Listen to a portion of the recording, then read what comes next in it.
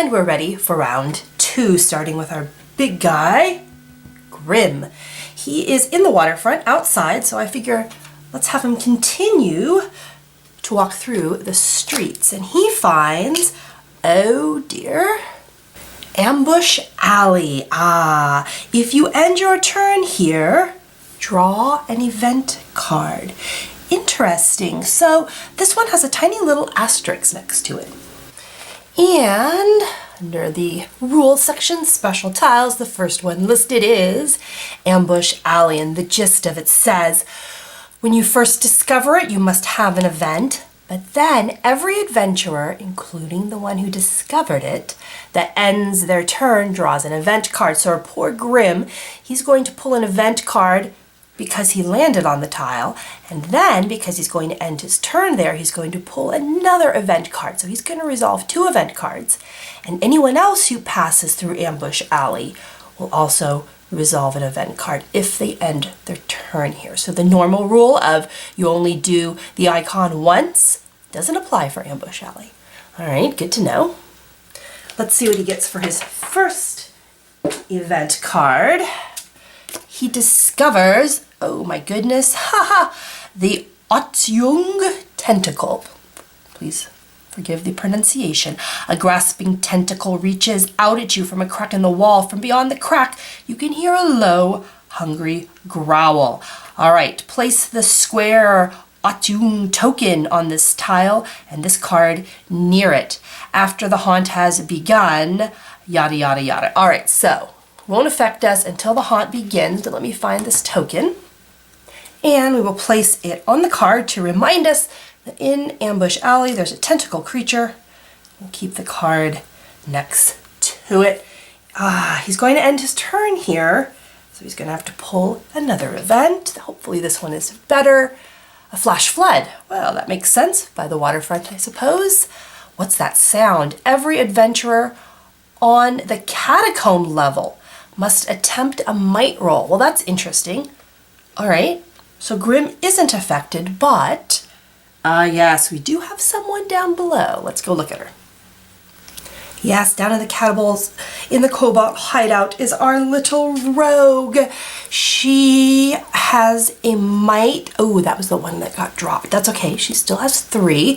So she's going to get 3 die. And remember, she is inspired, which we might want to use here because, let's see.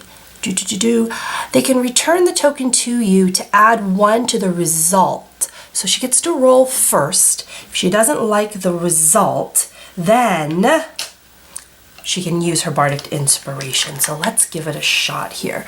We're looking for a 4+. Ooh, and she rolled a 2. So let's do it. Let's return the inspiration. And is it re-roll? To add 1. Oh, it isn't enough. To add 1 to the result. Just kidding, because that would only get her a 3. So let's take a look at the results here. If she rolls a 2, you are swept to the flooded chamber catacomb tile. If that tile isn't on the board, search for it, attach it.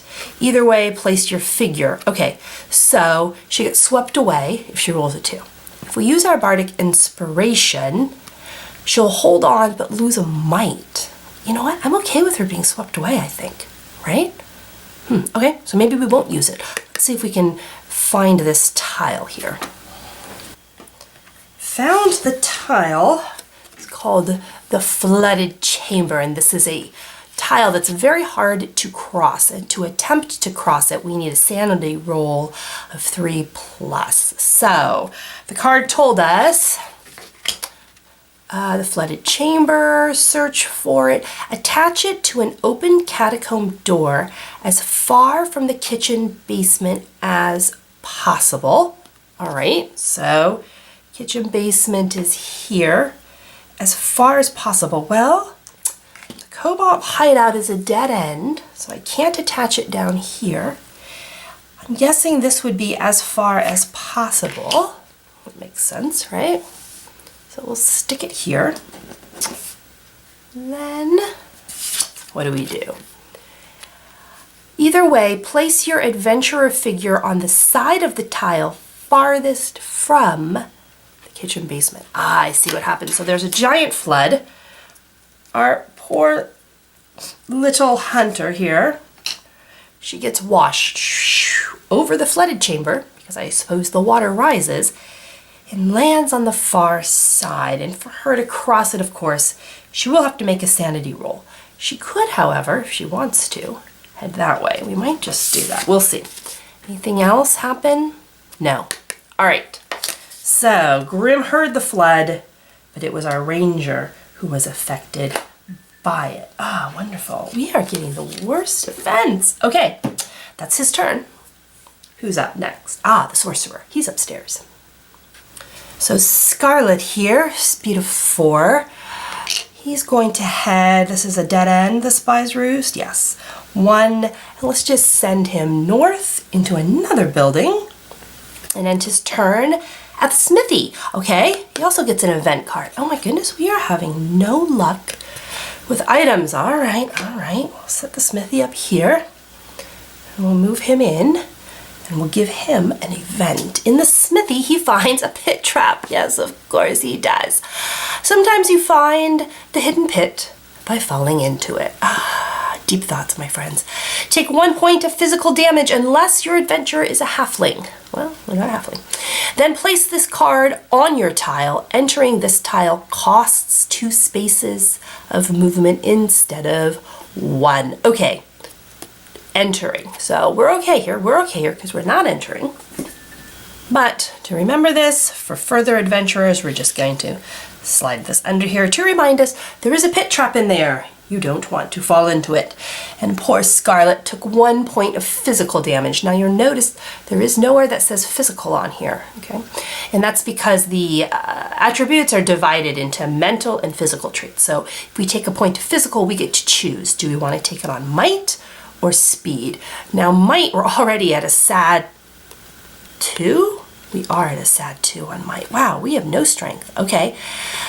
And on speed, we're a 4, so it doesn't really matter. Let's drop our speed because our might is closer to the skull, and we don't want him to die this early. All right, end of turn for him.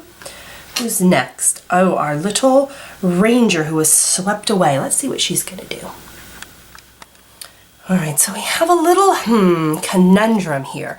For her to get back to sort of the main area of the catacombs, she has to survive a sanity roll of 3+. She only has 3 die. She is inspired though. So we could send her back to the relative safety of connectedness, or we can continue to let her wander off on her own, and although it sounds like a really bad idea, let's go for it. Let's send her off. Okay, so she's going to turn her back on her fellow adventurers and continue deeper into the catacombs alone. And she finds the Assassin's Run. Oh, that sounds horrible. You may attempt a speed roll of 3+ to cross. If you fail, stop moving. Oh, and there's no event here. Okay, so this is interesting. Let me slide this here and move this down. So basically what's happened is she has stepped into this room for 1 movement point. If she wants, she can try to cross over and continue moving, all right? So she has a pit behind and spikes in front. So we can either turn around and continue trying to move this way, or we can commit. I keep going deeper into the catacombs. In case you haven't noticed, I'm beginning to regret this decision, but she is a rogue. No, I'm sorry, she's a ranger. She has no fear. I think a speed roll of 3+ or a sanity. Let's leave it up to the die. Which is she better at? Oh, see, she has a speed of 6. Let's do it. Okay, she's going to try to run over the spikes and continue her movement. She is inspired, should she need it. So we need a 3+ with 6 dice. Come on now. Oh, should I say this? But how hard can this be? Let me just slide this down here. Famous last words. Come on, 3. Oh my goodness. Yeah, it didn't even need the inspiration. We made it. So we get to continue moving. So that was 1 point into here, and now she's going to continue for her second point of movement into, oh no, the Beast's Lair and Omen card, still no items. And this could trigger the haunt at this point. So first, let's see what's in the Beast's Lair. A Berserker Axe. Oh my gosh, another weapon. Okay, so right now she has 2 weapons because she has the Book of Spells, remember, from before. Now she's picked up the Berserker Axe. This axe was made to kill. It just needs you to help it fulfill its destiny. Can't use another weapon while you're using this one. This Omen can't be dropped or traded. Okay, this one doesn't have that. So she is stuck with the Berserker Axe. She cannot drop or trade it. This is going to be her weapon. Hopefully we can meet up with someone to pass off this Book of Spells. But we must also resolve our Omen roll. We have 3 Omen cards in play. So we're going to be rolling 3 dice, and if we hit a 6, the traitor is revealed. So hopefully not. Oh my goodness. Yeah. Oh, we dodged that bullet just barely. All right. Nice rolling, girly. So she now needs to head back to her friends. All right. All right. We have a plan. We have a plan. Things will go better. I just feel it. Let's head up to our bard and see what she can do. And our little bard is in the haunted alley, and it has an exit condition. You must attempt a speed roll of 3+. If we fail, we lose sanity, but we get to keep moving. So let's hope we don't fail. And what is her speed? Speed of 4. Okay, so that's doable. We just can't whiff it. Roll high. Yes, 6. We're very speedy today. All right, so she gets to leave without a penalty. So, if I continue here, if I need to get back to my people, I'm going to hit this problem again. Excuse me. And I don't want to do that. I feel like we're having bad enough luck. So, she's feeling a bit peckish after being haunted. She's going to head back into the Elf Tavern. 1 point of movement. Grab some snacks. And then head up into, what is that? Orange, into a building. Nope, orange, that is a street. Oh, she has to go outside. Okay. Well, yeah, that's a dead end. Okay, let's do it. Please be kind, please be kind, please be kind. The marketplace. Oh, yay, an item, we finally get an item. Okay, so we're gonna go this way. Oh, hallelujah. Items are good because they tend not to kill you. Well, knock on wood. Chainmail, nothing saves your own skin like a skin of metal. Anytime you take physical damage, take 1 less point. Can't be stolen. Yes. Okay. Wow, we have a bard who is now sporting pipes of haunting and some chainmail. Okay, let's do it. Let's do it. Finally, something good happens. I like that. End of turn. Everyone has gone. We are back to Grimm.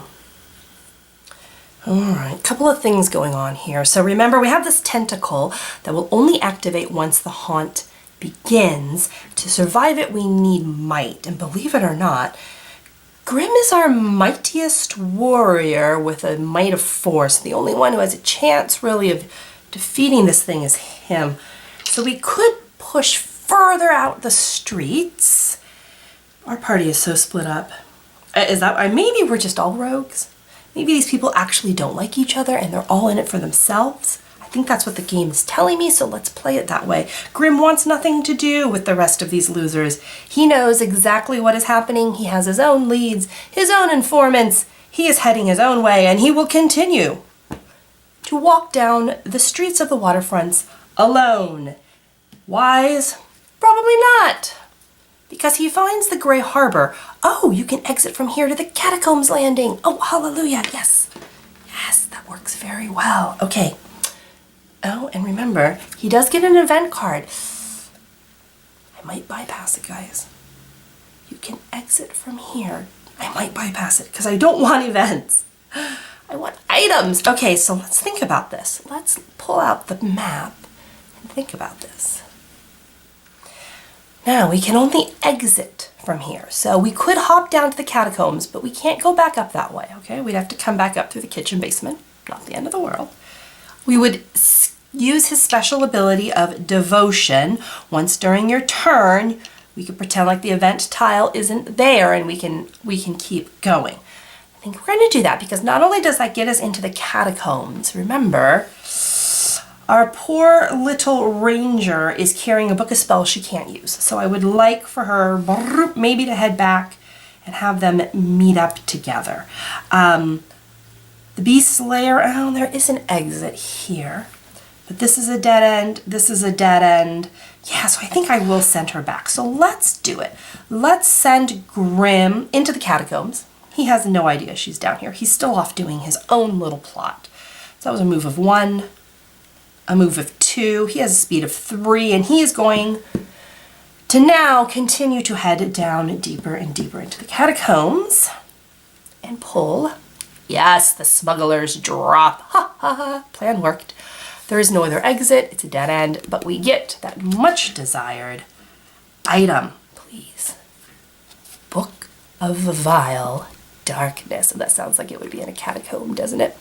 Blasphemy is a sin only if you are unable to profit by it.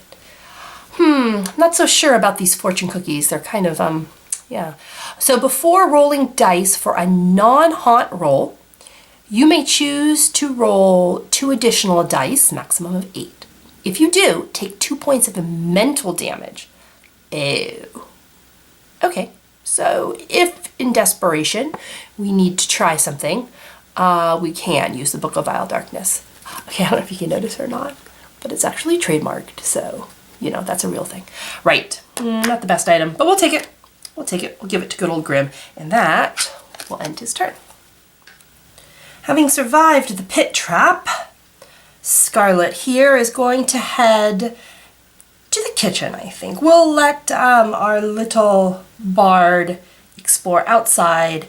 Let's send Scarlet to the kitchen and explore the building. So, movement of 4, we're good. Remember, the pit trap's only for entering, so we can leave without incident. 1, 2, and let's head right here into another building. Ooh, the Sorcerer's Sundries. Okay, this is definitely where he wanted to go. He gets a bad card. You know what? He's on his own. He's just shopping at this point. He's given up on finding out the evil. He has found a sale, and he is going to pick up an arcane gate. Oh, that sounds right. A portal springs to life here, offering a shimmering passage to another location. Of course he's going to go. These guys are all rogues. They don't care. Place 1 square arcane gate token on this tile and the second token on any other tile on the board. An adventurer, monster, or NPC can move between those tiles with 1 space of movement. So a portal opens, beckons Scarlet, and he is just gonna hop right in. Okay, so Scarlet here, he's excited by the gate, but he really wants a book of spells, and I think what he's going to do is he's going to make the arcane gate appear here in the beast's lair. The other nice thing is now we can jump back and forth without having to cross this horribleness right here. So he's going to make that appear. He can't move though, because remember, he resolved this event card, the gates appeared, and that ends his turn. So he has no more movement. But hopefully our ranger is up next, and I don't know, maybe she can just drop the book and keep walking, because I don't think she's gonna wait for him. These people aren't friends. All right, so that's where his turn is gonna end. Let's move down here to our little ranger and figure out what she's gonna do. So our little ranger is down here in the beast's lair, and a magical portal opens behind her.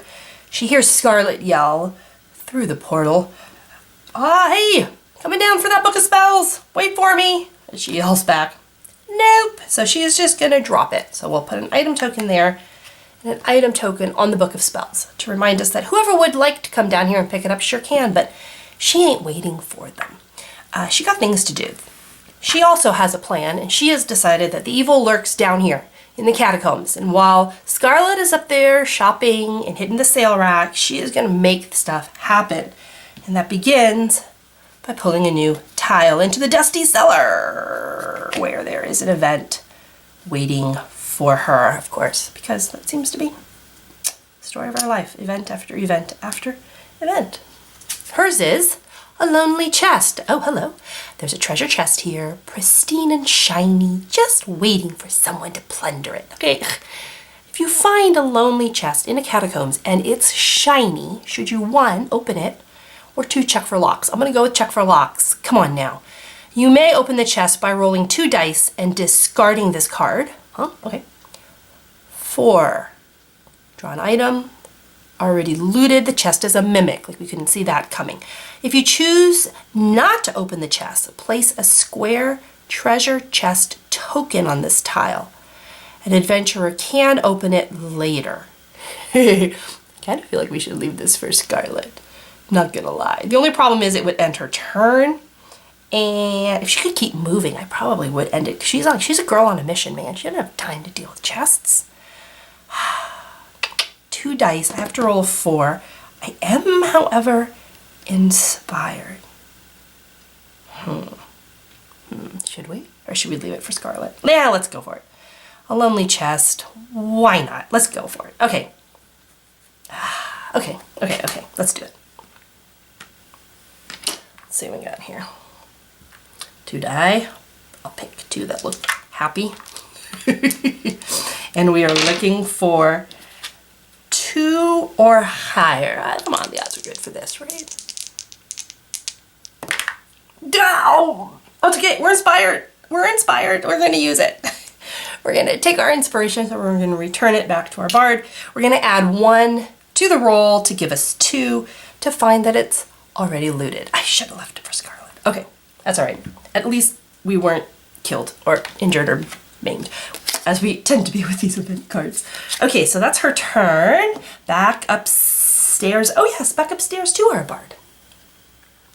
So her inspiration token comes back, and during your turn, anytime during her turn, we can give it to an adventurer within 3 tiles of you. Okay, 3 tiles of us. So let's see. If we exit to the street, 1, 2, 3. Okay, so we can't give it to Scarlet, and I feel like she's got a real good coupon and she wants to pass it off. So let's make this happen. She has a movement of 4. But then she has to go through the pit trap. 1, 2, 3. No, she doesn't. Okay.